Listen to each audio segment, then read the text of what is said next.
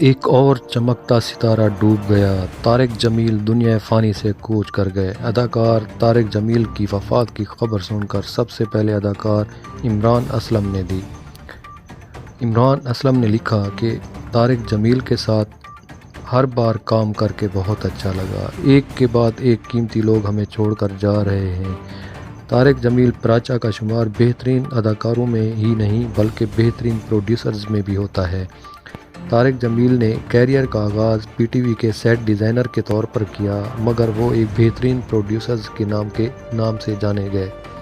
انہوں نے پہلا ڈرامہ آنچ بنایا جسے کافی شہرت ملی۔ اداکاری کے شعبے میں بھی قدم رکھا اور خوب داد سمیٹی۔